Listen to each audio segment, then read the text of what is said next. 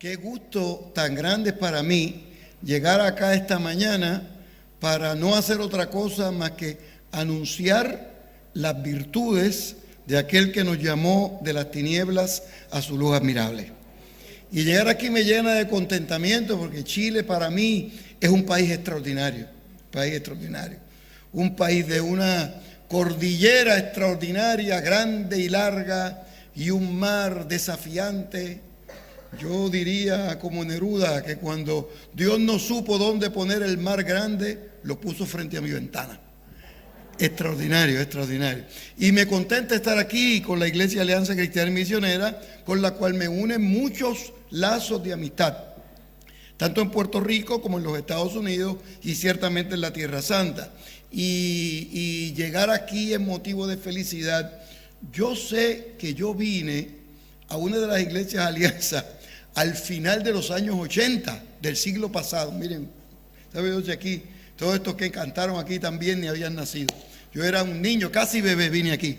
Y vine, yo supongo que ha sido a esta iglesia porque me acordé del pasillo donde nos llevaron y me alegro regresar aquí. Me alegro regresar aquí, vamos a predicarle hoy. Mañana también vamos a estar en esta congregación porque la editorial Patmos ha sacado una nueva Biblia de estudio que nosotros estamos presentándola y salimos, la preparamos, y es una Biblia que se llama Palabra Clave. Y todo lo que yo hable el día de hoy y mañana y Noemí está en esa Biblia. Así que si le interesó alguno de los temas que vamos a exponer, ya sabe que está en esa Biblia. Así que cumplí con presentar eso. Si les preguntan, digan que sí. ¿Oyeron? Pero les saludo a todos en el nombre del Señor Jesucristo. Y antes de seguir el saludo, todavía no ha empezado el sermón, ¿oyeron? Antes de seguir el saludo, debo felicitar a este grupo musical tan extraordinario. Óigame, qué buena música, qué buenos instrumentistas, qué buenos cantantes. Ustedes son bendecidos. Así que díganmele a los pastores que si un día llegan aquí y no los encuentran, es que yo me los llevé para Jerusalén. ¿Oyeron? Y tienen que verlo allí vía satélite. Así que cantaron muy bien. Yo les saludo a nombre del Señor Jesucristo y en nombre de los creyentes que se reúnen en toda la Tierra Santa. Por ejemplo, los creyentes que se reúnen alrededor del lago de la Galilea. Entonces, regularmente tenemos actividades y llevo a los peregrinos, a los estudiantes. Yo les saludo a nombre de los creyentes que se reúnen en Capernaum. Capernaum, como el día de hoy, hay creyentes así como ustedes y yo. Algunos de ustedes se levantaron contentos alabando al Señor, otros se levantaron medio tristes, con una cara así media rara. Los de Capernaum se levantan igualito. Les saludo a nombre de los creyentes que se reúnen en Jericó. ¿Recuerdan Jericó? Jericó es una ciudad extraordinaria. Dios sea de paso, Jericó es la ciudad más antigua de todo el mundo que nosotros conocemos. Jericó es la más antigua como ciudad. Hay lugares donde hay comunidades más antiguas, pero no como ciudad. Jericó es la ciudad más antigua del mundo. Más antigua que las ciudades chinas. Más antigua que las de Japón. Más antigua que las del África. Jericó. Ahí hay creyentes que alaban al Señor y bendiga. Y nosotros vamos regularmente a Jericó y hablamos con los hermanos de Jericó. Les saludo a nombre de los hermanos y las hermanas de Betania. ¿Recuerdan? Donde estaban Marta, Lázaro y María. Ahí hay creyentes el día de hoy. Les saludo a nombre de los hermanos de Nazaret y de las hermanas de Nazaret, donde Dios se reveló a José y a María sobre la encarnación. Les saludo en nombre de los hermanos de Jerusalén y las hermanas de Jerusalén, de la ciudad santa de Jerusalén. Pero sobre todo, les saludo a nombre de los hermanos y las hermanas de la pequeña aldehuela de Belén. Y para que los salude en nombre de los de Belén, le voy a pedir a Noemí que pase por acá y les salude en el nombre del Señor Jesucristo. Y rápidamente comenzamos el mensaje de la palabra del Señor. Así que vamos a recibir a Noemí también con un aplauso para que se sienta contenta también. ¿Vieron? Noemí, por favor.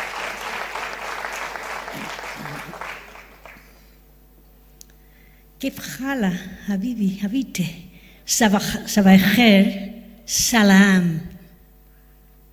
De esa forma le saludarían En la mañana de hoy, los hermanos y las hermanas, los creyentes de Belén, que hablan árabe, esa es su lengua oficial.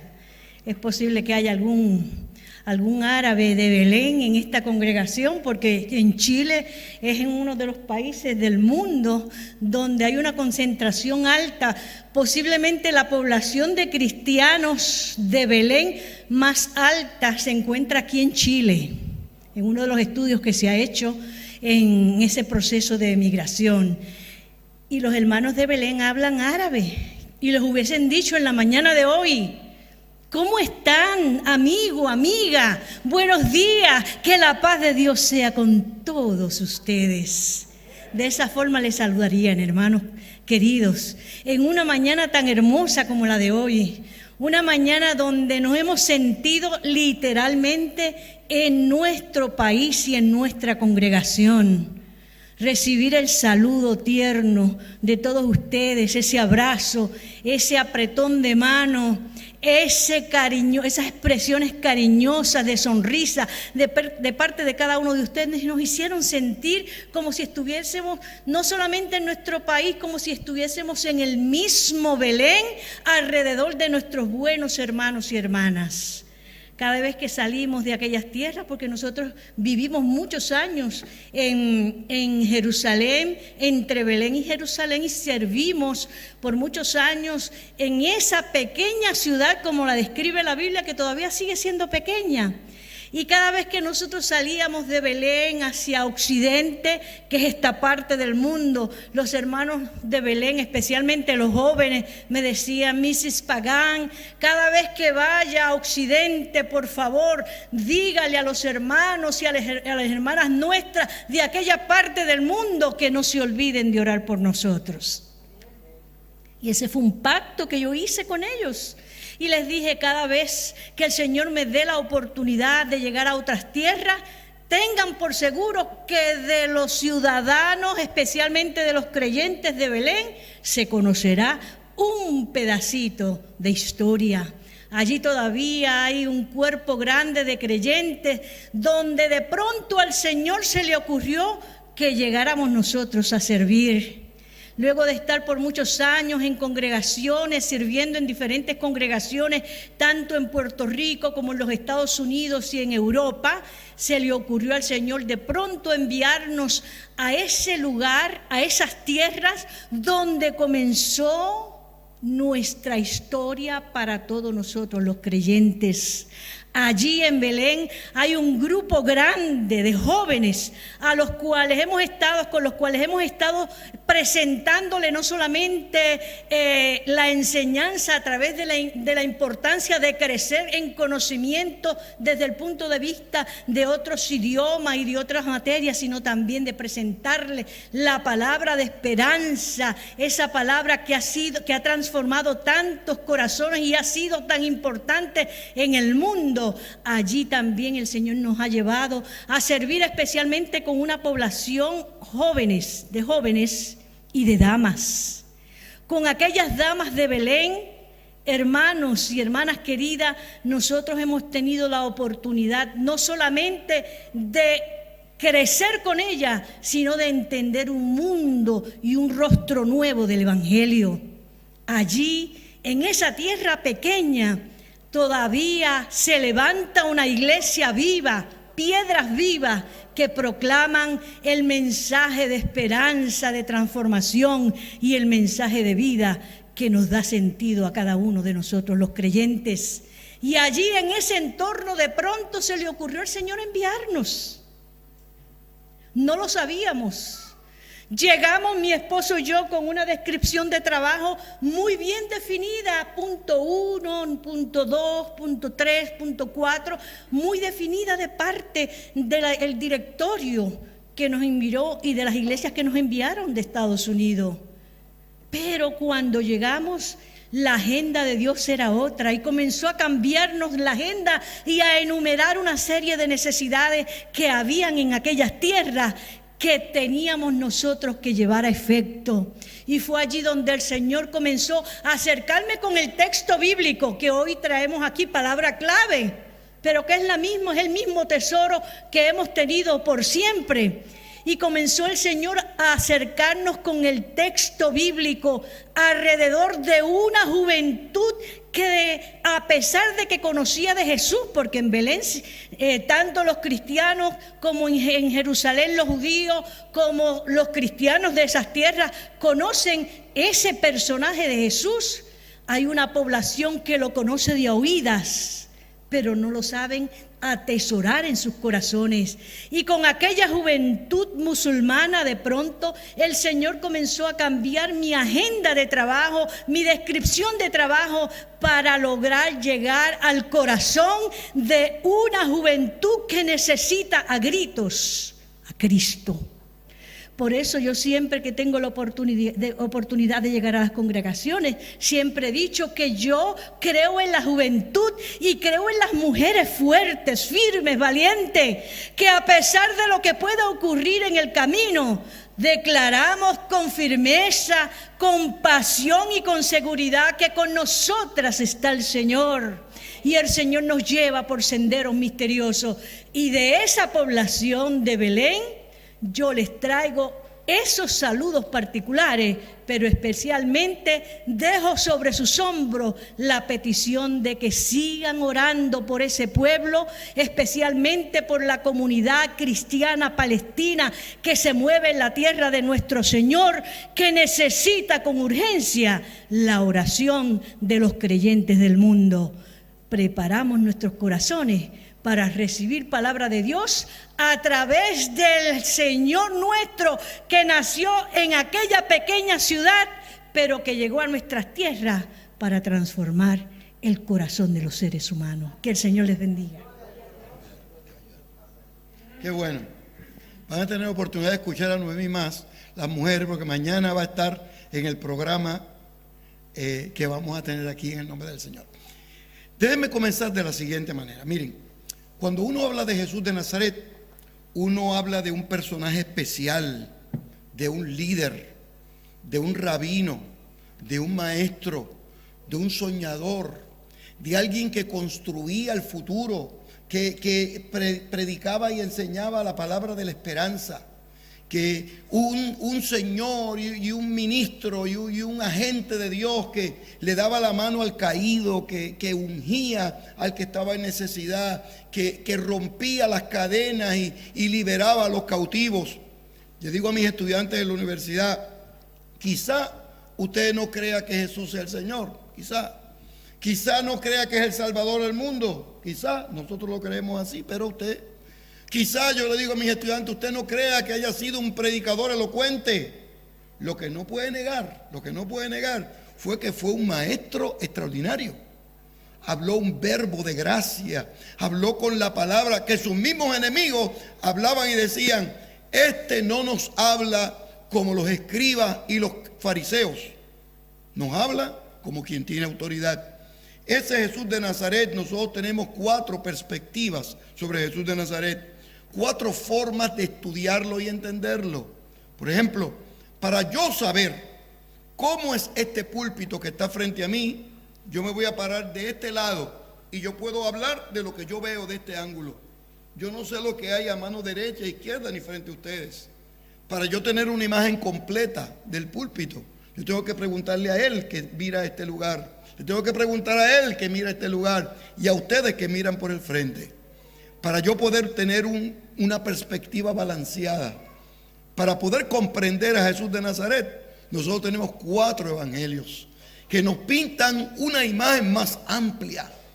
Algunas personas me dicen a mí, debimos haber tenido más que un evangelio, quizá más largo, pero un solo evangelio. A lo que yo le digo, no, hay que tener 4 perspectivas diferentes. Por ejemplo, el evangelio de Mateo presenta a un Jesús que es un nuevo Moisés que le habla a la humanidad. Marcos habla de un rabino, de un maestro que es el Señor de las parábolas. Lucas presenta una perspectiva de la sanidad, las enseñanzas que tienen implicaciones de sanidad en la gente. Pero Juan presenta un Cristo extraordinario. Presenta al Señor que vino desde antes de la fundación del mundo. Juan presenta en su evangelio el Señor de la gracia imagínense, miren cómo comienza el Evangelio. En el principio era el Verbo, y el Verbo era Dios, y el Verbo era con Dios. Es decir, que mientras Mateo y Lucas comienzan en Belén y Marcos comienza con Juan el Bautista, Juan comienza el día 1, el primer segundo de la historia. Y comienza Juan a presentarnos a Jesús. Ahora, uno puede estudiar a Juan ya sea de la forma que llamamos canónica.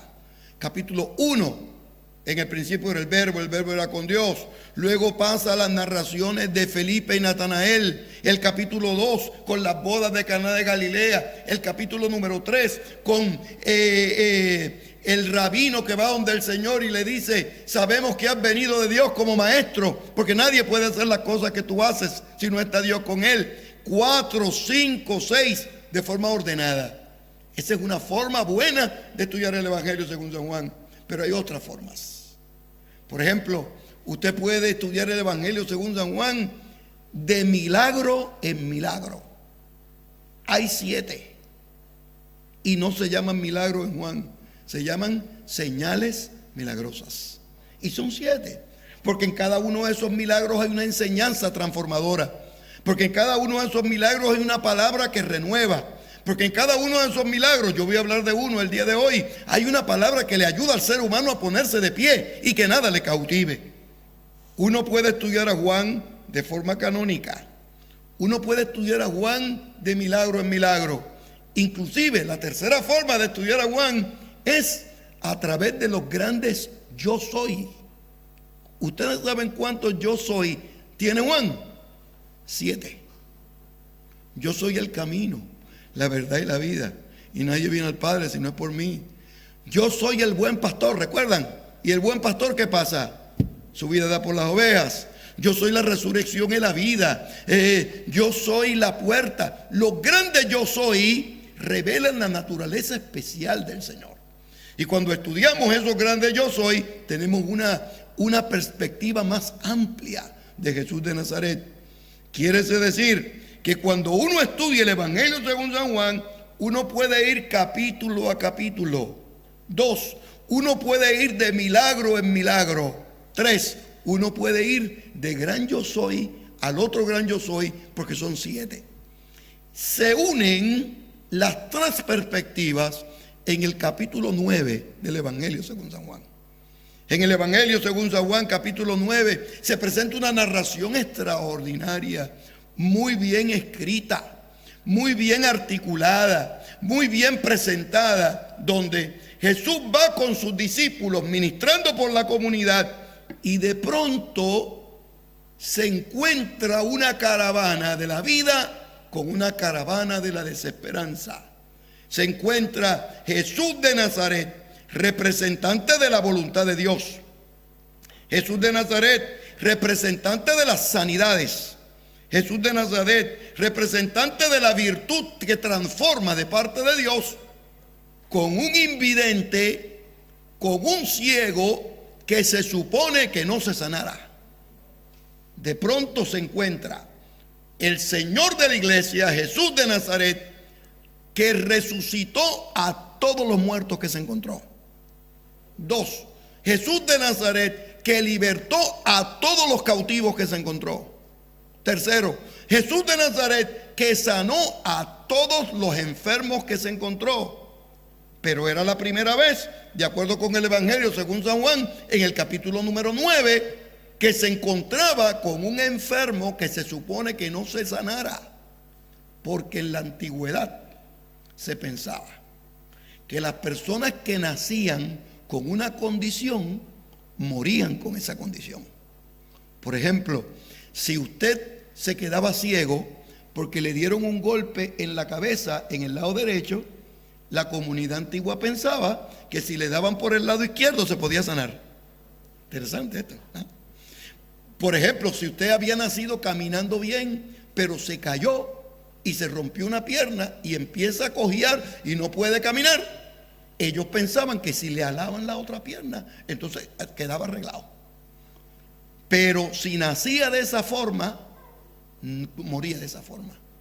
Y la primera vez que se encuentra el Señor de las sanidades con un enfermo que no podía sanarse es en el capítulo 9 del Evangelio según San Juan, cuando de pronto comienza a difundirse la voz: aquí está Jesús, se va a encontrar con un invidente, este no lo va a poder sanar, ahí va a quedar mal. Y cuando los discípulos se percatan de la dinámica que hay, tratan de arreglar el problema diciéndole al Señor: Señor, ¿quién pecó? ¿Este o los padres? Es una conversación interesante, porque fíjense, mientras está Jesús buscando a quién sanar, mientras Jesús está buscando a quién bendecir, mientras Jesús está buscando a quién liberar, a quién transformar, a quién redimir, a quién restaurar, los discípulos están buscando a quién culpar. Mientras Jesús está buscando a quién darle vida y vida en abundancia, los discípulos se están entreteniendo, buscando culpables. Y están buscando quién fue el culpable para que el invidente naciera de esa manera. No habían entendido que ya Ezequiel había resuelto ese problema. Y Jeremías lo ratificó.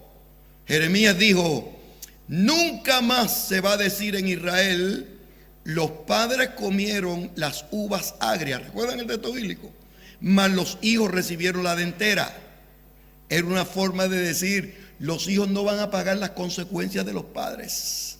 Los discípulos no habían entendido ese texto bíblico y estaban buscando la manera de superar la crisis de que el Señor no pudiera sanar al invidente.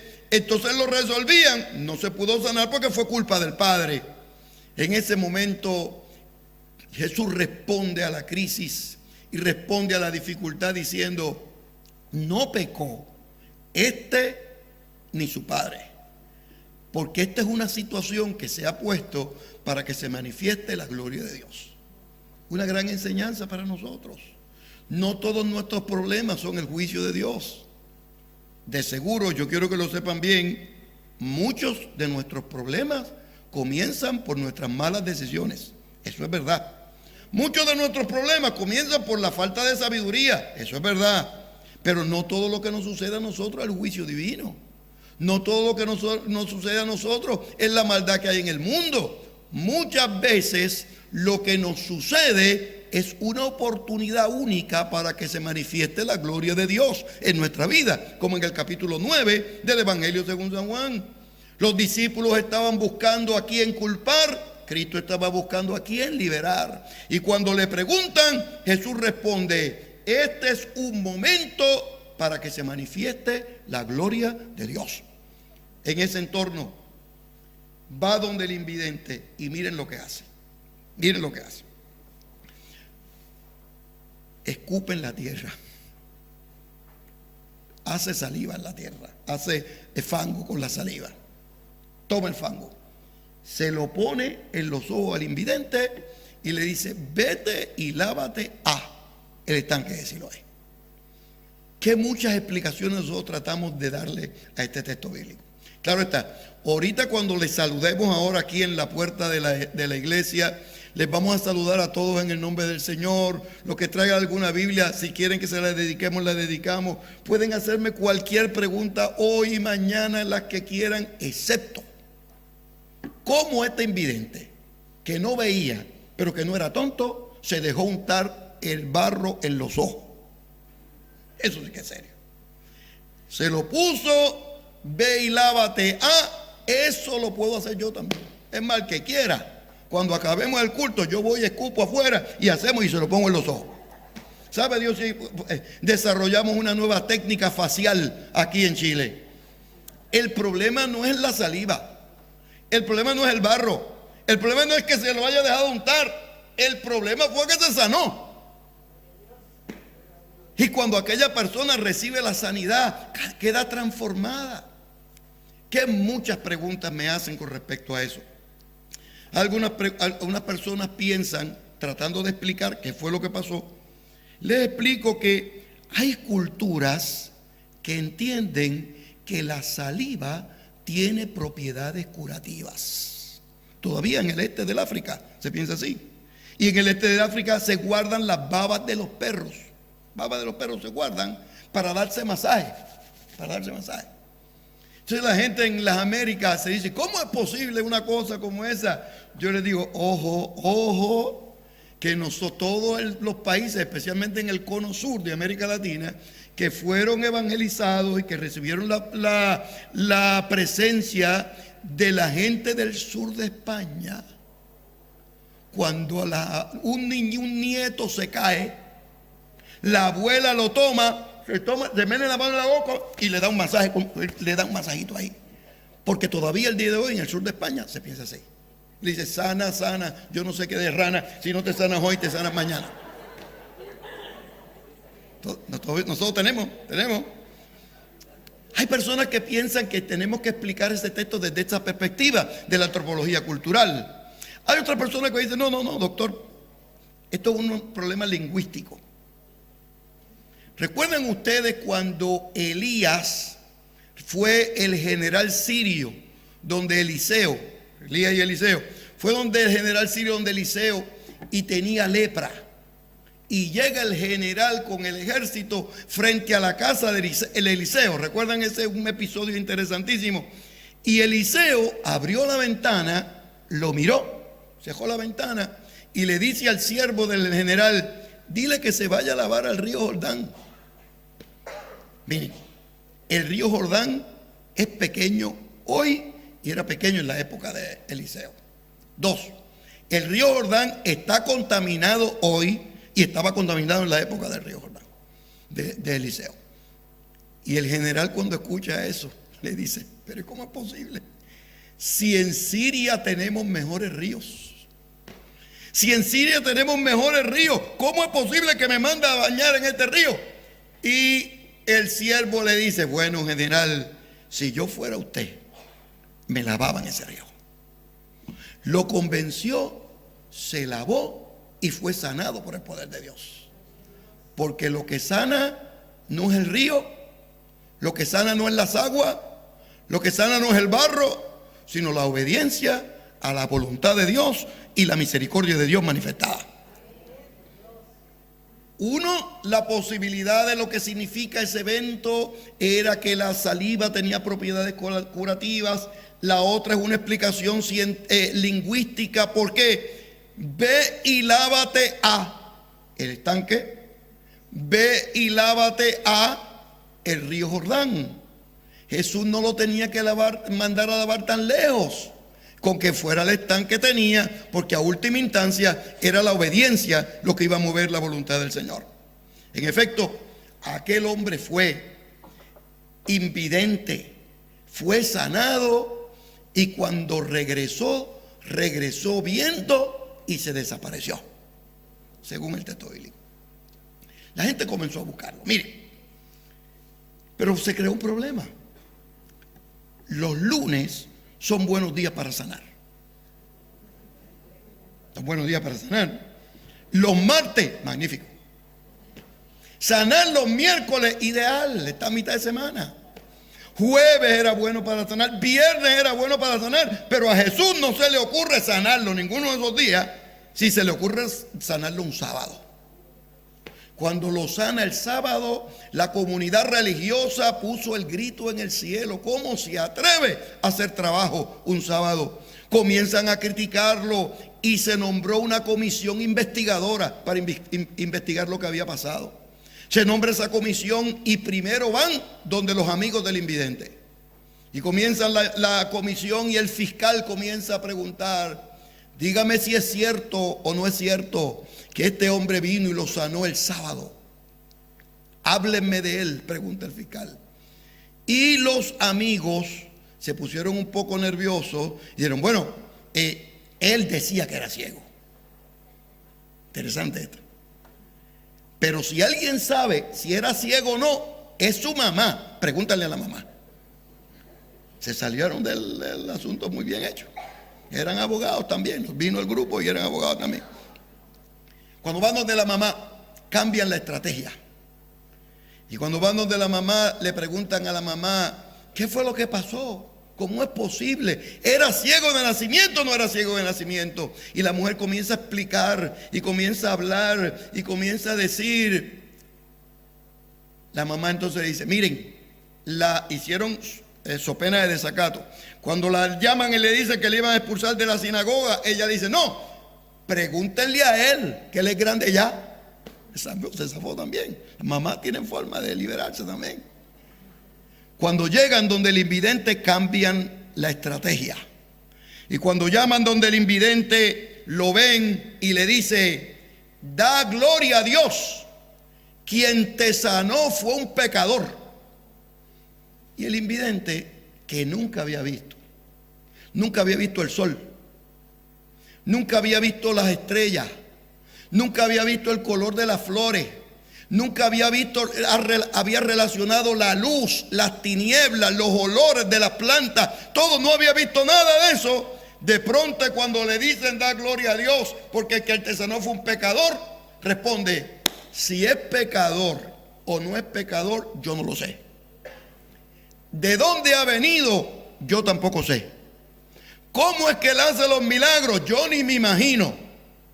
Lo único que yo sé es que en mi vida yo había visto y ahora veo hasta la gloria de Dios. En mi vida yo había visto, es decir, yo vivía en el mundo de la oscuridad, yo vivía en el mundo de las penumbras, yo vivía en el mundo de los cautiverios, yo vivía en el mundo de la desesperanza, yo vivía en el mundo de las cautividades más profundas. Y de pronto un encuentro con el Señor de la luz me descubre a mí el poder de ver nuevamente para la mismísima gloria de Dios. Cuando están en diálogo, el Señor se revela cómo es Él.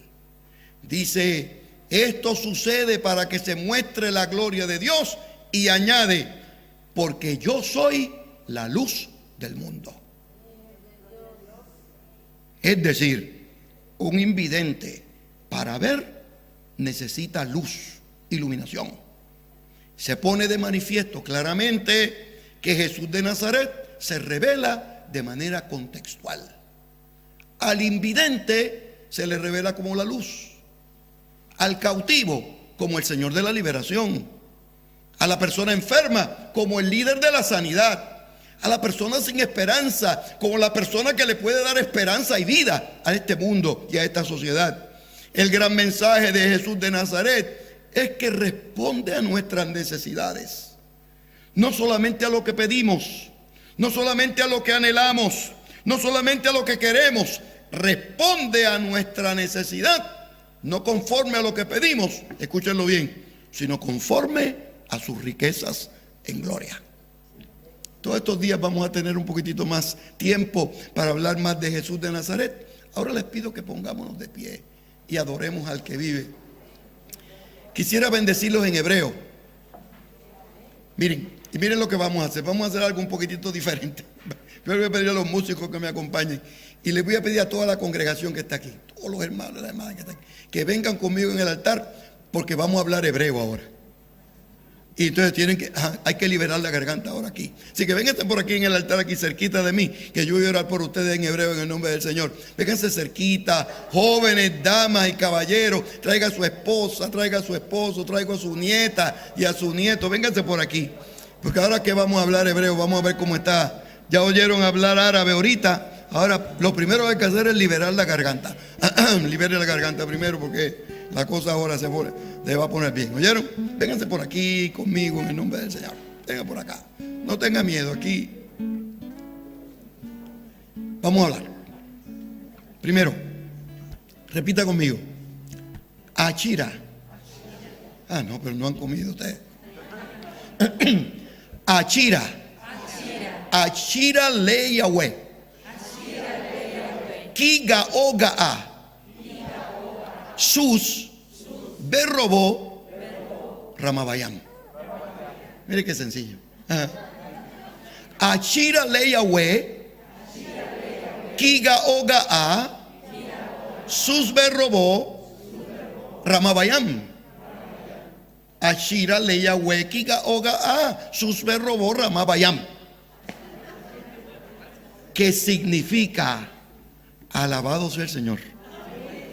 Su nombre sea enaltecido, porque al caballo y al jinete ha tirado a la mar, porque echó a la mar los carros del faraón. Ese es el poema más antiguo que hay en toda la Biblia.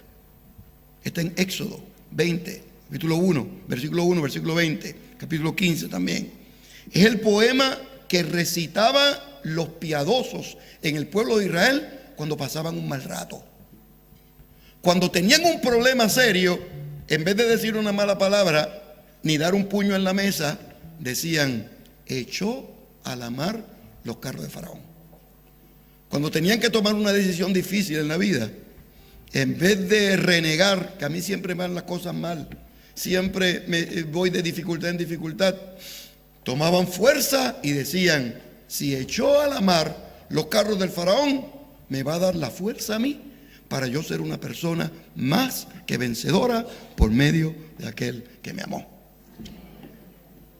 Yo lo que quiero es, cuando salgamos de aquí, usted vaya diciéndose a sí mismo y a sí misma: echó a la mar los carros del Faraón.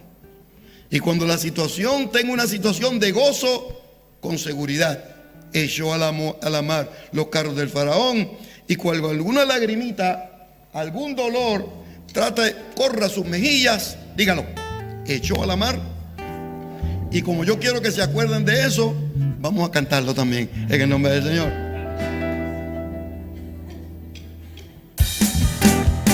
Ahora pues,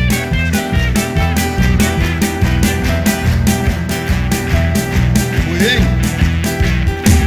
Echó a la mar quien los perseguía, jinete caballo, echó a la mar, echó a la mar quien los perseguía, jinete caballo, echó a la mar, echó a la mar los carros del faraón.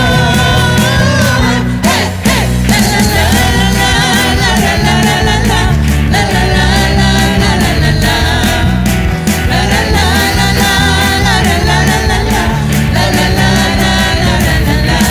Mi Padre es Dios y yo le exalto. Mi Padre es Dios y le exaltaré. Mi Padre es Dios y yo le exalto. Mi Padre es Dios y le exaltaré. Echó a la mar los carros del faraón. La la la la la la la la la la la la la la la la la.